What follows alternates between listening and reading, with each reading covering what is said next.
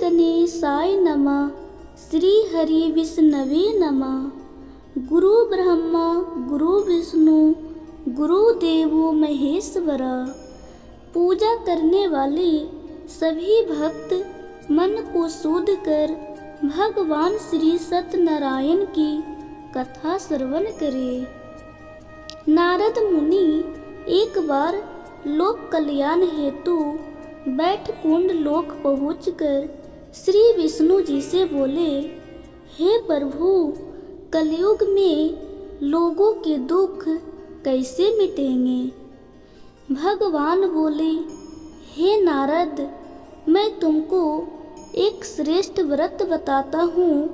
इसका नाम है सत्यनारायण व्रत। जो भी इसको मन से करेगा उसके सभी दुख दूर हो जाएंगे, धन धान बढ़ेगी, मनोकामना पूर्ण होगी। भगवान ने बताया कि यह व्रत किसी शुभ तिथि, पूर्णिमा, एकादशी या किसी भी मंगल दिन को किया जा सकता है। फल, मिठाई, पंचामृत, गंगा जल और तुलसी से पूजा करनी चाहिए। नारद मुनि ने प्रसन्न होकर पृथ्वी पर आकर यह व्रत सबको बताया। एक नगर में एक गरीब ब्राह्मण रहता था। दर दर भटक कर भिक्षा से जीवन चलाता था। एक दिन उसे नारद मुनि मिले और बोले, हे ब्राह्मण, तुम्हारी गरीबी का कारण यह है कि तुमने सत्यनारायण व्रत नहीं किया। इसे करने से तुम्हारी सारी विपत्तियां दूर हो जाएगी। ब्राह्मण ने अगले दिन व्रत किया। जैसे ही व्रत समाप्त हुआ, उसके घर में धन धान आने लगा। उसका जीवन सुधर गया और वह प्रतिवर्ष व्रत करने लगा। इसी प्रकार कई लोग यह व्रत कर सुखी हुए। अब हम सुनेंगे सत्यनारायण व्रत की दूसरी कथा। एक बार बनारस में एक धनी व्यापारी रहता था, लेकिन उसके कोई संतान नहीं थी। वह और उसकी पत्नी लीलावती देवालय जाकर भगवान से प्रार्थना करते थे। एक दिन ब्राह्मण ने उन्हें सत्यनारायण व्रत करने की सलाह दी। उन्होंने व्रत किया और कुछ समय बाद उन्हें एक सुंदर कन्या हुई, जिसका नाम था कलावती। समय बीता, कन्या बड़ी हुई। विवाह के बाद व्यापारी और उसका दामाद व्यापार के लिए समुद्र यात्रा पर गए। घर से निकलते समय व्यापारी व्रत का संकल्प तो ले लिया, पर व्रत करना भूल गया।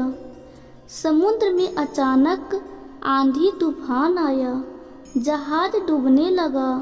व्यापारी को ब्राह्मण की बात याद आई कि ईश्वर के व्रत का पालन जरूरी है। उन्होंने तुरंत मन ही मन क्षमा मांगी और व्रत पूरा करने का प्रण लिया। तुरंत तूफान शांत हो गया। जहाज सुरक्षित लौटने लगा। जब व्यापारी वापस आने लगा, तब भगवान ने उसकी परीक्षा ली। राज के सैनिकों ने गलती से व्यापारी और उसके दामाद को चोर समझकर बंदी बना लिया। उनका सारा व्यापारिक माल भी राज को सौंप दिया गया। घर पर पत्नी और बेटी दुखी रहने लगी। एक दिन कलावती पड़ोस में सत्यनारायण व्रत सुनने गई। कथा सुनते ही उसे पति और पिता की बेबसी का कारण समझ आया, क्योंकि उन्होंने व्रत पूरा नहीं किया था। कलावती ने अगले दिन व्रत किया और भगवान से प्रार्थना की। उधर राजा को सच्चाई का ज्ञान हुआ और व्यापारी को मुक्त कर दिया गया। माल वापस कर दिया गया वे खुशी खुशी घर लौट आए। घर पहुंचकर व्यापारी ने पूछा, आज घर में यह सौभाग्य कैसे आया? तो पत्नी ने कहा, आज मैंने सत्यनारायण व्रत किया, इसी का फल है। व्यापारी को अपनी भूल का स्मरण हुआ और उसने भी व्रत पूरा किया। भगवान विष्णु ने प्रसन्न होकर उन्हें सुख, समृद्धि और शांति का आशीर्वाद दिया। भगवान कहते हैं, जो भी भक्त सत्य, प्रेम और श्रद्धा से सत्यनारायण व्रत करेगा, उसके जीवन में सुख, समृद्धि और मनोकामना सीधी अवश्य होगी। हे प्रभु सत्यनारायण, हमारी सभी मनोकामनाएं पूर्ण करे, घर परिवार में सुख शांति दे, अज्ञानता और दुख दूर करे, हमेशा सत्य मार्ग पर चलने की प्रेरणा दे। ओम नमो नारायणाय। सत्यनारायण भगवान की जय।